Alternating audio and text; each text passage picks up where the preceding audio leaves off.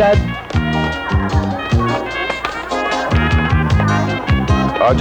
Jimmy, sandali lang. Ayoko mababalitaan nakikipagkaibigan kayo sa mga patay gutom niyong kaklase, ha? Ito naman, napakamatpobre nyo. Mabait na may mga classmates namin mahihirap, ah. Dad, why did you let us study here kung ayaw niyo makisama kami sa mga mahihirap? Anak, mga bata pa kayo para pag-aralin ko kayo sa Maynila. At ang isa pa, gusto kong patunayan sa nanay niyo, sa mama mo, na kahit hiniwalayin niya ako, kaya ko pa rin kayong buhayin. Pinapasok na. Bye, Dad. Bye, Dad. Ayun sila, oh.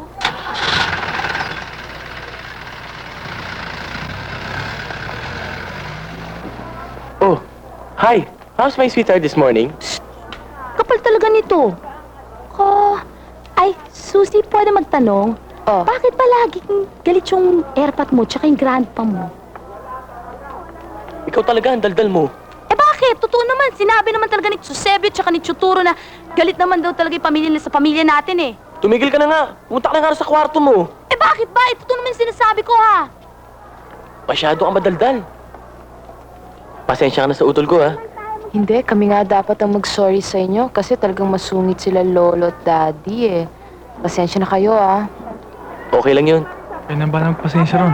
Talagang ganun sila eh. Okay lang yon. Basta ba kayo marunong makisama eh. Bakit? Hindi ba kami nakikisama? Ako, mabuti naman ho, Dok. Mapupunta tayo sa eskwelahan ngayon. Madadalaw ko tuloy si Miss Tumbukon. Matagal ko na siya hindi nakikita eh. Nariyan pa siya. Naku, matutuwa yung kapag nakita ka. O bueno, susunduin ko pa yung mga kasama natin. Sige ho, Dok. Ay! Pasensya ka na, Kuring, ha? Nagulat ka ba? Okay lang. I'm sorry. Ang tagal mo na wala rito sa atin, ha? Oo nga. O sige, may appointment pa ako eh. Teka muna, Kuring. Maganda ka pa rin. Doktora pala. Balita ko ikaw ang papalit sa Municipal Health Officer dito sa atin. Ako nga. O sige, Ramon, nagmamadali ako eh. Diyan ka na.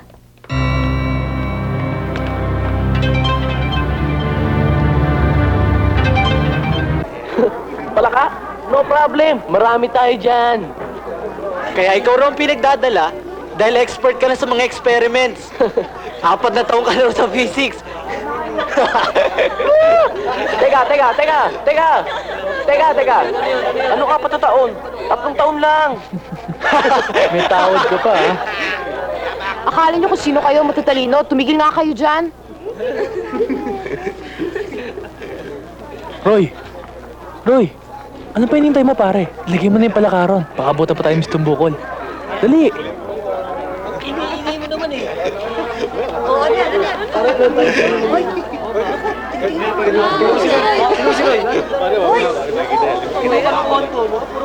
Hoy, bilisan mo na. Andiyan na si Miss Tumbukol.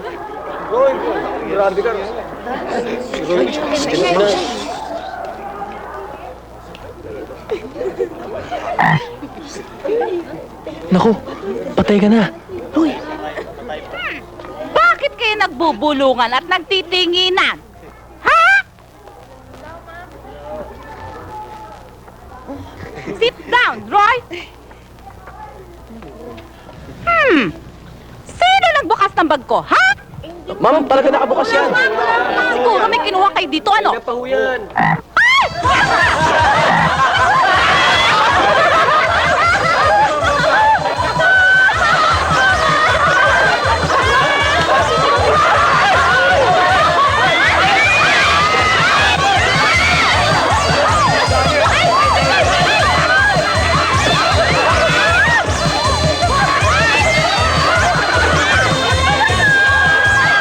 Nice naman na magkakaroon kayo ng mass vaccination dito, Doktora Garcia. Eh kasi alarming na ang mga cases ng mga may tipos dito. Eh baka magkaroon na ng epidemic. Kaya nga, huwag ka na mag-alala, Miss Gomez. Umpisahan ko na ang pagbabakuna ng mga estudyante mo ngayon. Nice. Ano yun? Ano yun, Miss Gomez? Naku, baka may nag-aaway ng mga estudyante. Ano nangyari yan? Naku, baka nilusog na naman tayo ng masasamang loob. Ano yun? Ay! Melanie! Ano ba nangyari sa'yo, ha? Bakit? Ano? Oh, ano nga yan? Pumasok! Anong pumasok?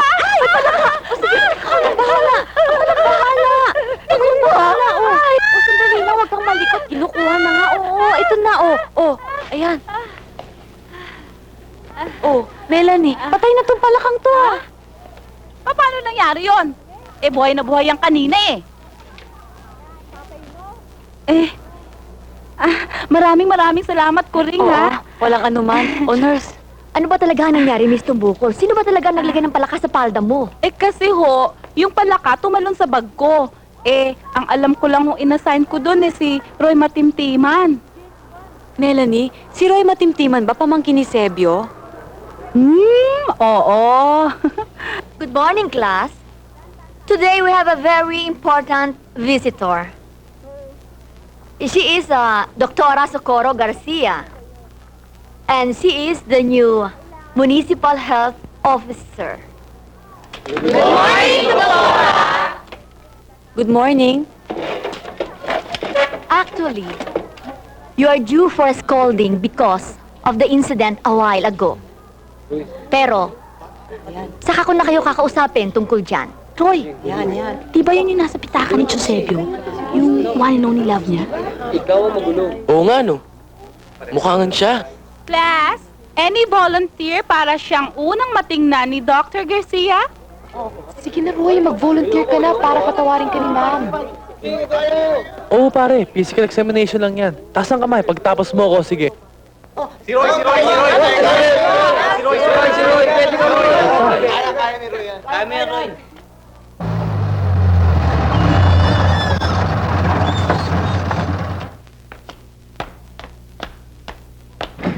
Ramon, ikaw na ba yan? Mabutit nandito kayo at meron tayong bisita. Ohayo gozaimasu. Mr. Hitochi, this is my son Ramon. Siya si Mr. Hitochi from Japan. Ramon-san. Very happy to meet you. Tomodachi ne. Very happy too. Very happy. Sit down, please. Domo arigato. Papa, bakit naririto yan? Huwag mong sabihin, magtatayo rin tayo ng negosyo sa Japan. Malay mo, baka nga. Maganda nga sadya niya sa atin, kaya siya narito. Mr. Hitochi, I'm just explaining to my son the reason why you came to the Philippines. Hi, Victor-san. Very good. Very good. Ramon, the father of Mr. Hitochi used to be an official here in Maisan. Hi, hi. Oh, really? My father dead now. Killed by guerrillas. I'm sorry. But you said your father left you a fortune. A box filled with treasure. Hi, hi.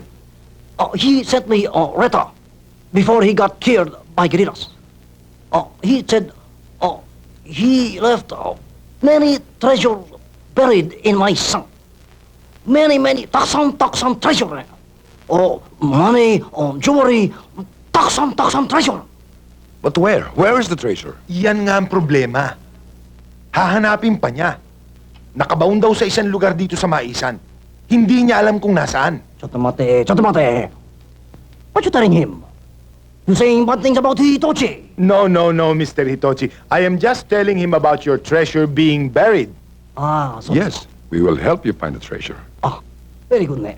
You help me find treasure. We divide now. One half for you, one half for me. Approve. You have the map, huh? Yes, you have the map. Where's the map to find the treasure? Hi. I have map. But map I left in my bag in hotel. So, you help me look for exact price of treasure. Then we talk what we do later. Okay? Okay? Yes. Oh, yes. Hassle. Yes, Hassle. that's fine. Yes. Fine.